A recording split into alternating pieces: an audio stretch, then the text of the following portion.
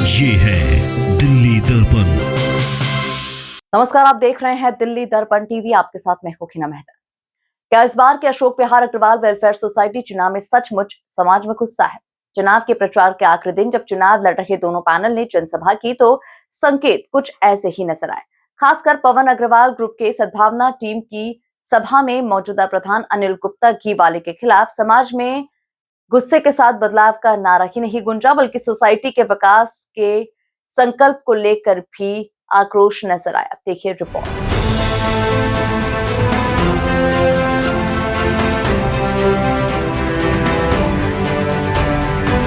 दीपक जिंदल जी को एक व्यक्ति अपने साथ लेकर के अपनी मर्जी से चला रहा है, जिसके उसका संस्था में कोई स्थान नहीं है। ये क्या हो रहा है? हम क्या आंख मीच करके बैठे रहेंगे? क्या हम चुप रहेंगे?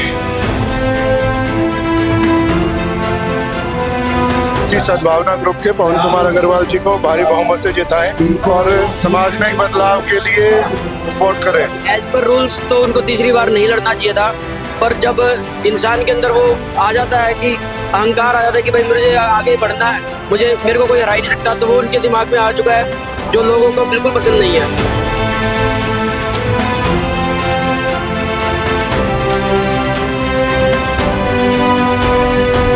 अग्रवाल वेलफेयर सोसाइटी के इस बार के चुनाव बेहद ही महत्वपूर्ण हैं। इस बार समाज के सम्मानित तटस्थ ट्रस्टी भी सोसाइटी और उसके संविधान को बचाने का नारा देकर खुल्लम खुल्ला मैदान में है।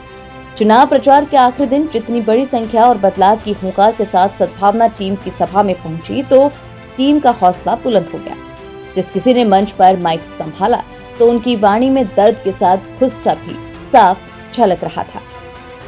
मित्रों, मेरी बात समझे। आपके परिवार है, जॉइंट फैमिली भी है, ये कुछ सिद्धांतों पे चलती है, संस्थाएं भी कुछ सिद्धांतों पे चलती हैं। जब एक संविधान में व्यवस्था है कि 2 से अधिक बार कोई भी व्यक्ति चुनाव नहीं लड़ सकता, संविधान की मूल भावना को बगैर किसी विधिवत योजना के, विधिवत संविधान परिवर्तन के अपनी मर्जी से चेंज कर लेना और फिर पुनः वही व्यक्ति तीसरी बार में आ जाना, ऐसा उसका क्या इस संस्था से लगाव है कि 1200 ट्रस्टियों की संस्था, 1200 ट्रस्टी जितने आप सभी सम्मानित यहाँ बैठे हुए हैं, आपकी ये संस्था क्या एक व्यक्ति का प्रभुत्व रहेगा? एक व्यक्ति चलाएगा? 9 ऑफिस मेयर चुन करके आए, क्या वो 9 ऑफिस मेयर को कोई महत्व मिला? बाकी 8 को नहीं मिला। एक व्यक्ति बाहर का, आप सब जानते हैं, मैं नाम लेने में मेरे को गुरेज नहीं है, दीपक जिंदल जी को एक व्यक्ति अपने साथ लेकर के अपनी मर्जी से चला रहा है, जिसके उसका संस्था में कोई स्थान नहीं है। मुझे लगता है अब हमको खड़े होकर के इस समाज की चिंता करनी चाहिए, इस सोसाइटी को बचाना चाहिए, और उसके लिए आप सबसे मेरा निवेदन है कि ये जो महायज्ञ हमने लिया है उगते सूरज का, इसका साथ दें, आगे बढ़ाएं।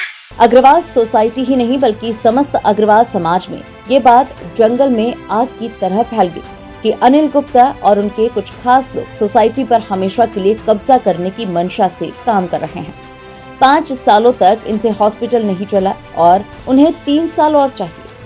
इसके लिए न केवल संविधान बदला बल्कि घपलेबाजी करके कई ट्रस्टी ऐसे बना दिए गए ताकि उन्हें कभी कोई हरा नहीं सके।